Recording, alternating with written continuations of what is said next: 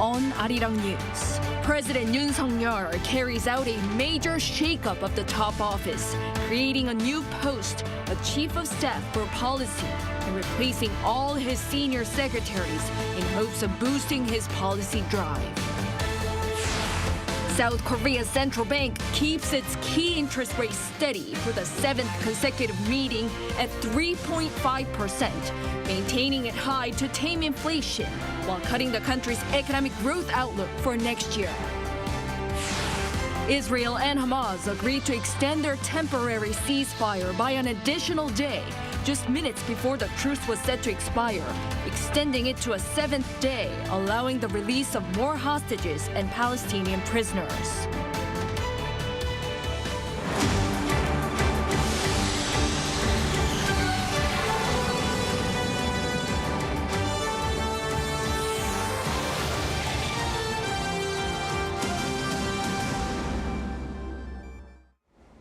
Good evening. It's 9 p.m. here in Seoul.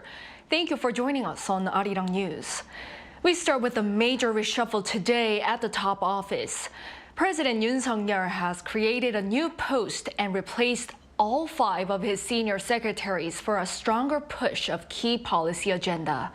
Our top office correspondent Kim Do-yeon leads us off.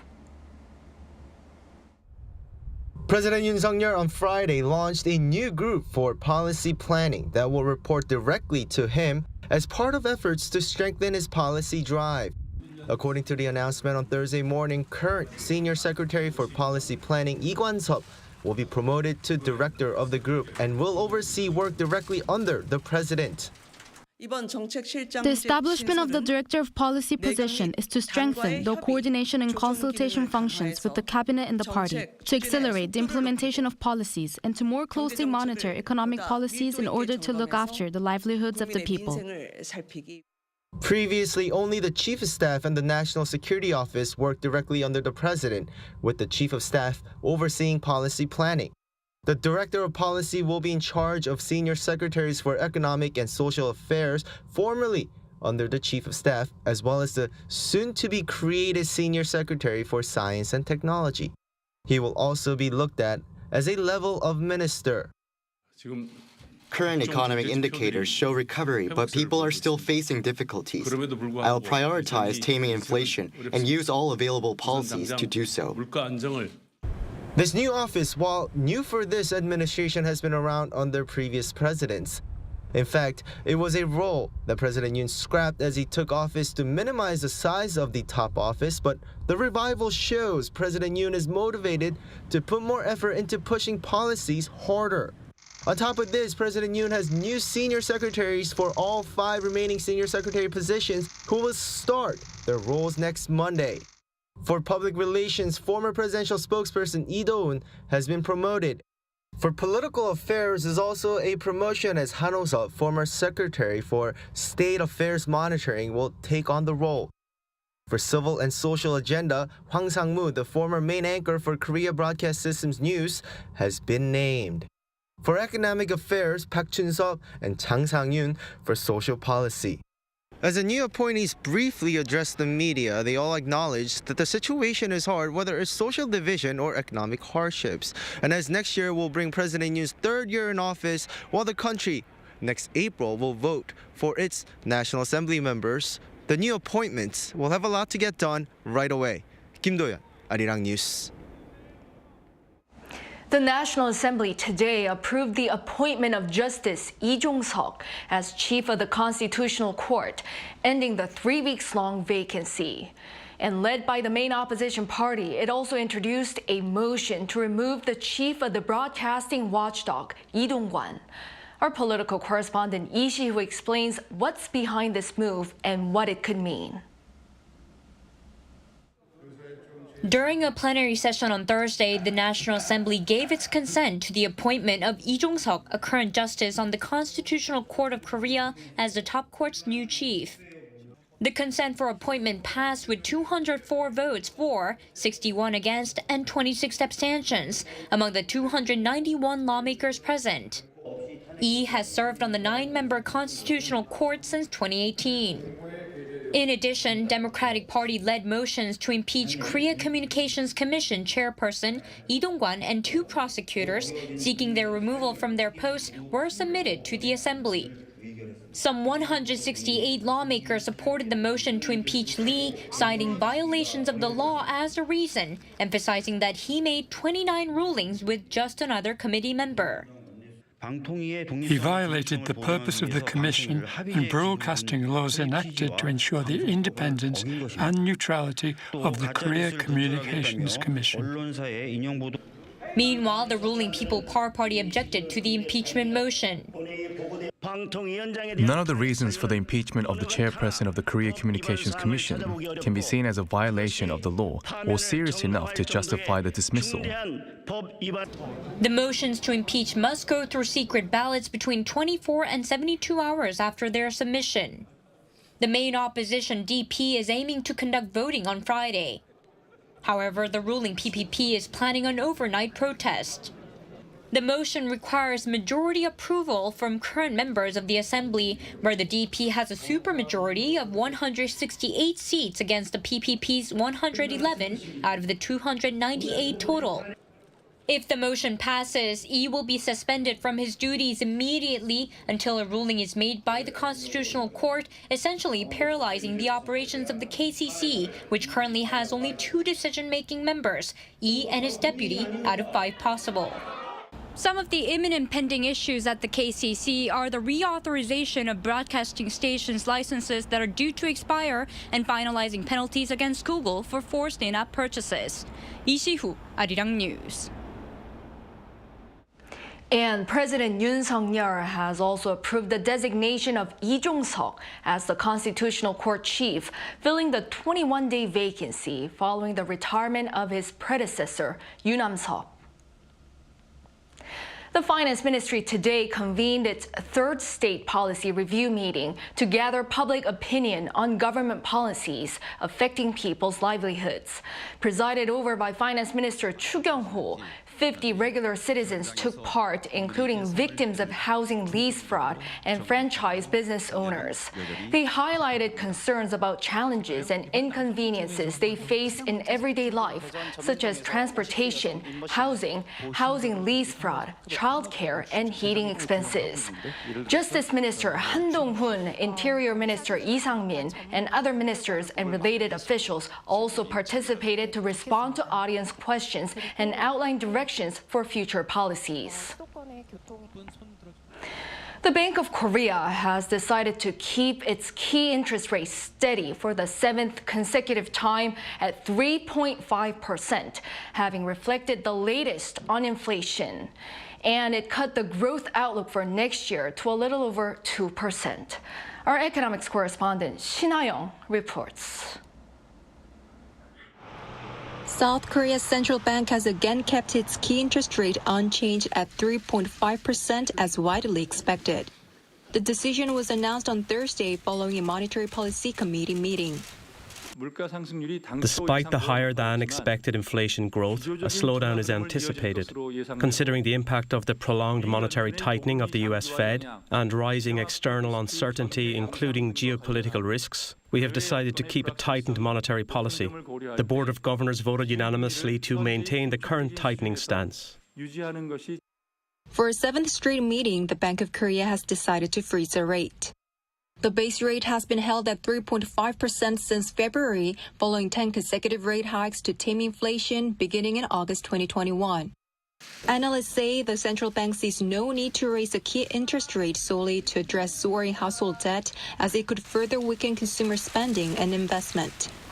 Meanwhile, the BOK on Thursday maintained its economic growth outlook for this year at 1.4%, while it slashed the outlook for next year by 0.1 of a percentage point to 2.1% from the previous projection in August. Exports have been improving lately, but it'd be difficult to expect a significant increase. Domestic demand is sluggish as well. These factors led to the BOK and the IMF lowering their outlooks for next year's economic growth. Small businesses and the self-employed are facing challenges. In this regard, the government needs to prioritise the economy with relevant policies. Consumer price growth is expected to be at 3.6% this year, up from its previous forecast of 3.5%. The BOK also raised the figure for next year to 2.6% from 2.4%. Inflation slowed during the first half of this year but rebounded in August, and the increase lasted until last month to 3.8%, the highest in 7 months due to higher oil costs and rising prices for some agricultural goods. The BOK governor said during a press conference that a committee member who had previously suggested the possibility of rate cuts withdrew that statement during Thursday's meeting amid a growing necessity to tame inflation. The Bank of Korea said that it will maintain high interest rates for a sufficiently long period until it's confident that consumer price inflation will slow to the target level of 2%, emphasizing that it is too early to consider rate cuts. 신하영, Arirang News. All three indices showing the nation's industrial activities, output, spending, and investment saw a drop in October. The manufacturing sector took a notable hit as chip production fell by nearly 12%. Our An Sung-jin reports.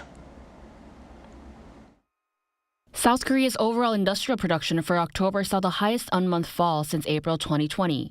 According to Statistics Korea on Thursday, an on-month decrease of 3.4% in the manufacturing sector pulled down the country's overall output by 1.6%. The dip in manufacturing production is largely attributed to a sluggish semiconductor output, which fell by 11.4%. This contrasts with a rebound in August and September, when both saw an on-month increase of nearly 14%. An official from Statistics Korea said the dip is due to greater chip production recorded at the end of the third quarter. As exports increase, they tend to increase at the end of the quarter, and due to the base effect, the beginning of the next quarter tends to see a decrease. Especially with shipments in the semiconductor industry concentrated at the end of the quarter, the difference seems to be a bit more noticeable this time. The expert also said the temporary holiday in October meant fewer working days, which also affected production, adding that despite lower production volume, as prices for memory chips rose, the industry is recovering. Alongside industrial output, production and facility investment all saw a drop, while food and beverage consumption was also down due to the base effect from September's Chuseok holiday. An Sung-jin, Arirang News. Shifting gears, the government has announced a series of measures regarding foreign workers in South Korea. The most notable change was an increase in the E9 visa quota and enabling restaurants to hire people with these visas. Our Moon Hae-ryun has more. The government announced a pilot project to expand the eligible E9 visa employment sectors to tackle the labor shortage crisis in local industries. The E9 visa is a work visa for foreign nationals to carry out what's regarded as non-professional work and allows them to work in the manufacturing, construction, agriculture, fishery and service sectors. The government has increased the annual quota for E9 visa holders to 165,000 for 2024. And starting from April and July, they can work in dining, mining and forestry. However, in the dining industry, only Korean food restaurants can hire E9 visa holders and are subject to specific requirements. Restaurants with under 5 employees must have been operating for over 7 years, while those with more than 5 workers need at least 5 years in business. These measures come as the aging population, low birth rate and the COVID-19 pandemic have led to severe short staffing. It's been quite a while now since we first started seeing labor shortages in this industry. You could even go so far as to say the job market has collapsed. This new government policy will be extremely helpful. According to data released by Statistics Korea, the labor shortage in the dining industry has increased more than 5-fold over the past 3 years. Earlier this year, the government expanded the H2 visa job sectors to include the entire restaurant industry. Additionally, working hours for international students with D2 visas were extended, allowing them to take on part-time weekday jobs. But as the above visa holders aren't really looking for work in the food service industry, expanding the hiring pool to E9 visa holders is expected to help rejuvenate the job market.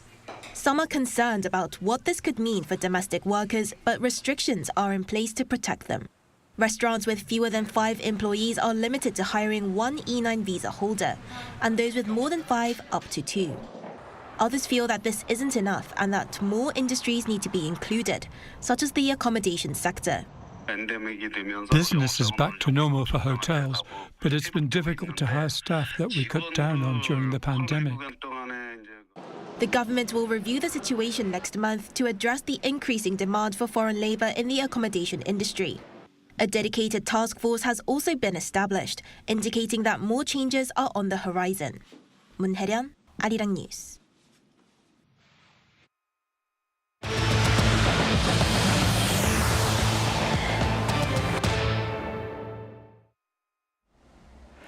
Over in Gaza, Israel and Hamas agreed to extend their truce one day more at the very last minute. Hostages had been released up until the 6th day of the ceasefire, and due to the extension, more captives are anticipated to be freed. Our Park Gun-woo with the latest. Just 10 minutes before its expiration, Israel and Hamas agreed to extend their truce in the Gaza Strip under the same previous conditions for another extra day. The Israeli Prime Minister's office said on Thursday that the truce will continue as Israel was given a new list of women and minors for potential release beforehand, though not mentioning an exact number. Israel had agreed to extend the truce by 1 day for every 10 living hostages released and noted it would resume fighting if that condition was not met. Meanwhile, Qatar, one of the negotiators between Israel and Hamas, also confirmed the extension in a statement made by its foreign ministry on Thursday. The ministry added that negotiations continue in hope of reaching a permanent ceasefire in Gaza. Thanks to continuous efforts by these mediators, including Qatar, Egypt, and the U.S., more captives are said to be released and more humanitarian aid convoys are scheduled to enter Gaza. Just before the ceasefire between Israel and Hamas was due to expire at 7 a.m. on Thursday local time, 16 hostages were released by Hamas, including 10 Israelis, 4 Thai nationals, and 2 Russians. They were handed over to the Red Cross late Wednesday on the 6th day of the truce and were taken to 5 different hospitals in Israel. In exchange, Israel also released 30 Palestinians, mostly women and minors. Over the first 5 days of the ceasefire, which began last Friday, Hamas released 81 hostages and Israel freed 180 Palestinians from prison, mainly women and minors. Park Gun-woo, Arirang News.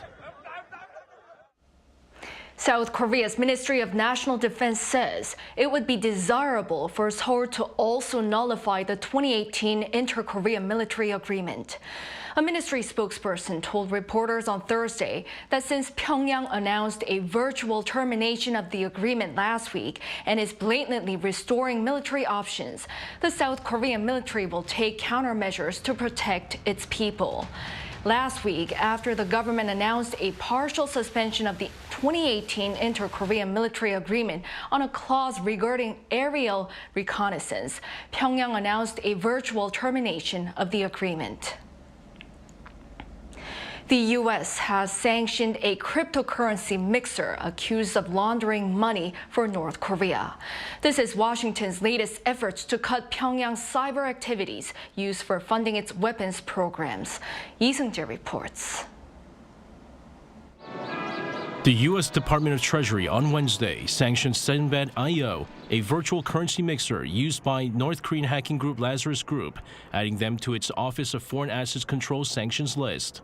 The department added that the cryptocurrency mixer processed millions of dollars worth of virtual currency that the hacking group gained from its heists. Crypto mixing services improve the anonymity of transactions and are used by criminals to make funds harder to trace. The sanctions comes as the UN panel of experts on UN Security Council sanctions against the North said that Sinbad had laundered close to $100 million in Bitcoin for the Lazarus Group. The panel also explained that through its hacking group, North Korea was able to steal some $1.7 billion in cryptocurrency last year. The fresh sanction against the cryptocurrency mixer also comes as Pyongyang launched a space rocket last week to put a military reconnaissance satellite into orbit. However, both Seoul and Washington have been stepping up efforts to stop the regime's cryptocurrency theft and other cyber crimes as they can fund their weapons programs. The Treasury Department noted that Lazarus Group has operated for more than 10 years and is believed to have stolen over $2 billion worth of digital assets across multiple thefts. Lazarus Group was previously sanctioned by Washington in 2019 as a state-sponsored cyber hacking group of the North. Lee Jong-seok, Arirang News. Former U.S. National Security Advisor and Secretary of State Henry Kissinger died on Wednesday local time at the age of 100. Kissinger served as the Secretary of State during the Nixon and Ford administrations in the 1960s and 70s. Apart from saying he died at his home in Connecticut, no further information concerning the circumstances was given by his geopolitical consulting firm, Kissinger Associates. A major figure in U.S. foreign policy, Kissinger laid the groundwork for U.S. and China relations and promoted détente with the Soviet Union during the Cold War, receiving the Nobel Peace Prize in 1973.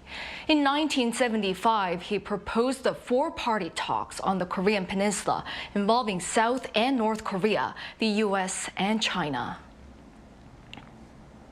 The Cultural Heritage Administration has formally submitted the Jeju 4-3 archives to UNESCO to be inscribed as a UNESCO Memory of the World. The archives include records of victims' trials and U.S. military documents related to the April 3, 1948 incident on Jeju Island. The incident was a culmination of civilian protests against UN-led elections in the southern part of Korea under U.S. military rule.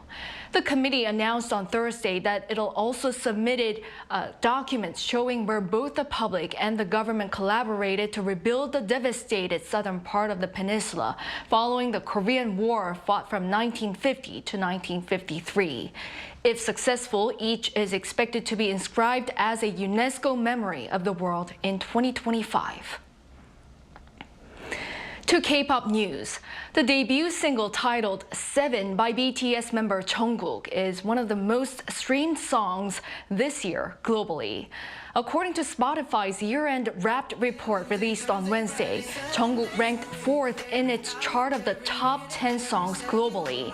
He sits just behind Miley Cyrus, SZA, and Harry Styles. Jungkook actually topped other rankings in the report, including the global top K-pop songs of the year with his debut single as a solo artist and the global top K-pop artist of the year as a group with BTS.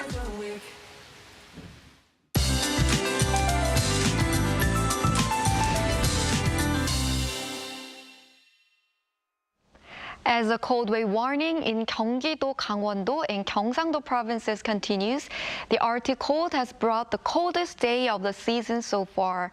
This extreme cold will ease a little bit from today, but the frigid weather will continue to be below the seasonal norms until the end of the week. Snow clouds have formed in the West Sea area as the Arctic cold flowed in. These snow clouds will affect the West Coast until tomorrow. With a heavy snowfall watch issued, up to 10 centimeters of snow are in the forecast on the West Coast and up to 15 for mountainous regions of Jeju Island. The snow on the West Coast will mostly stop tomorrow afternoon.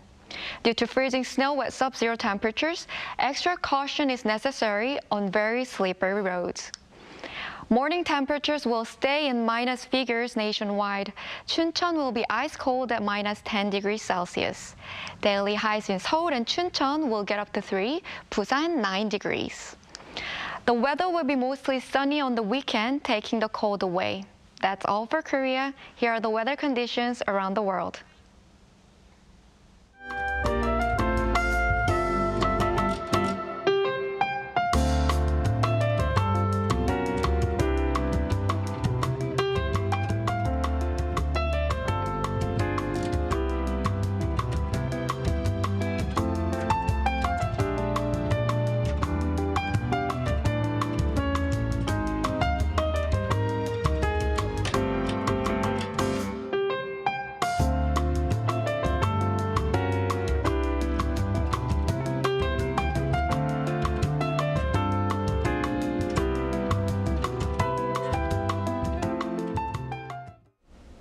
Well, that is all for this newscast. Thank you for watching. We'll be back at 10 p.m. with our AI headline news. Good night.